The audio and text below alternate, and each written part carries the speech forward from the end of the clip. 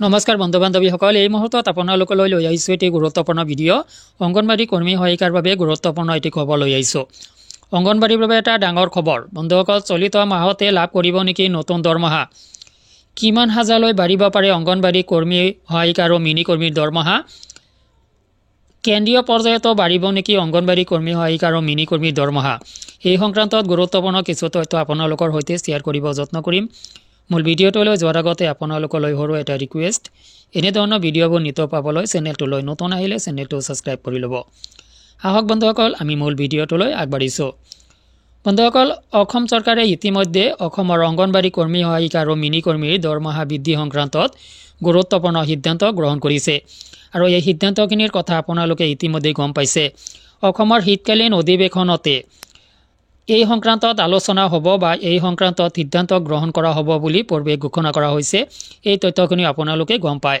লগতে আপোনালোকে গম পায় যে ইয়াৰ বাবে আপোনালোকৰ নতুন দৰমহা গাঁথনি সংক্ৰান্তত চোৱা চিতাৰ বাবে বিবেচনা কৰাৰ বাবে পুংখানুপুংখভাৱে অধ্যয়ন কৰাৰ বাবে ইতিমধ্যে বিত্ত বিভাগৰ নেতৃত্বত এখন কমিটিও গঠন কৰি দিয়া হৈছে।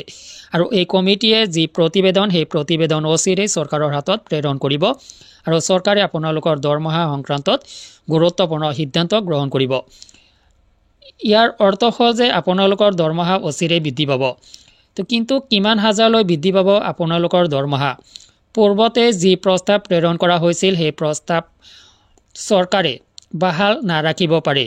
বিভিন্নজনৰ পৰা অভিমত পোৱা অনুসৰি চৰকাৰে নিজাববীয়াকৈ অংগনবাড়ী কৰ্মী সহায়িকা আৰু মিনি কৰ্মী অৰ্থাৎ আপোনালোকৰ দৰমহা নিজাববীয়াকৈ তৈয়াৰ কৰিব পাৰে আৰু সেই নতুন দৰমহা গাঁথনিত আপোনালোকে দৰমহা লাভ কৰিব। তো ইয়াতে এই বিষয়টো আচলতে যেতিয়া সিদ্ধান্ত গ্ৰহণ কৰা হ'ব, এইটো এনেকুৱা নহয় যে এই কমিটিটোত যি কমিটি গঠন কৰি দিয়া হৈছে, এই কমিটিত আচলতে ৰাজ্যিক পৰ্যায়ৰ অংগনবাড়ী কৰ্মী সহায়িকা এছ'চিয়েশ্যনৰ বিষয়ববীয়াসকলক আচলতে লগত ৰাখিছে নে নাৰাখিছে মই এই তথ্যখিনি অৱগত নহয়, নাজানো। গতিকে আপোনালোকে যদি গম পায় আৰু এই ভিডিঅ'টো যদি কোনো সন্থাৰ কোনো বিষয়ববীয়াই চাইছে, তো আপোনালোকক যদি এই কমিটিৰ কোনো লেভেলত কোনো পৰ্যায়ত আপোনালোকক ৰাখিছে, তো আপুনি কমেণ্ট ছেকশ্যনত জনাব। যদি আপোনালোকক লগত ৰাখি দৰমহাখিনি গাঁথনি সৃষ্টি কৰা হয়, তেতিয়াহ'লে আপোনালোকৰ কামত আহিব, যথেষ্ট কামত আহিব। তো এই কথাখিনিৰ জৰিয়তে মই এইটো বুজোৱা নাই যে চৰকাৰে কৰিব সেয়া নিশ্চয় বেয়া হ'ব, তো বেয়া নহ'ব। কিন্তু পূৰ্বৰ যি প্ৰস্তাৱ, সেই প্ৰস্তাৱটো লৈ যদি চৰকাৰে আলোচনা কৰে, তেতিয়াহ'লে আপোনালোকৰ দৰমহা যথেষ্টখিনি বৃদ্ধি পাব পাৰে, অৰ্থাৎ ডাবলো হ'ব পাৰে, আপোনালোকৰ বৰ্তমানৰ দৰমহাতকৈ দ্বিগুণ পৰ্যায়ৰ হ'ব পাৰে। কিন্তু চৰকাৰে যদি নিজাববীয়াকৈ এই দৰমহাৰ গাঁথনি বনায়, তেতিয়াহ'লে আপোনালোকৰ দৰমহা খুব এটা বৃদ্ধি পাব বুলি আচলতে আশা কৰিব নোৱাৰি। কিন্তু মই আপোনালোকক নিৰাশ কৰিব বিচৰা নাই, কিয়নো এয়া মোৰ ব্যক্তিগত অভিমতহে, 2-4জনৰ মুখৰ পৰা শুনা কথাহে। কিন্তু চৰকাৰে আপোনালোকৰ দৰমহা কিমান বৃদ্ধি কৰিব সেয়া কমিটিৰ ওপৰত বা চৰকাৰৰ ওপৰত নিৰ্ভৰ কৰিব।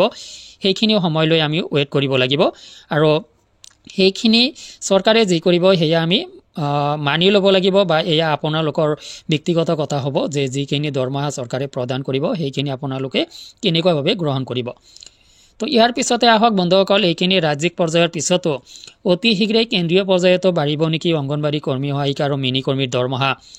আৰু এনেকুৱা এটি খবৰ আপোনালোকক মই পৰৱৰ্তী ভিডিঅ'ত তথ্য সহকাৰে জনাবলৈ যত্ন কৰিম যে কেন্দ্ৰীয় পৰ্যায়তো আপোনালোকৰ দৰমহা বৃদ্ধি পাব পাৰে।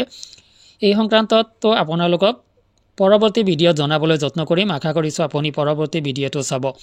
তো আজিলৈ এৰিছোঁ, ধন্যবাদ।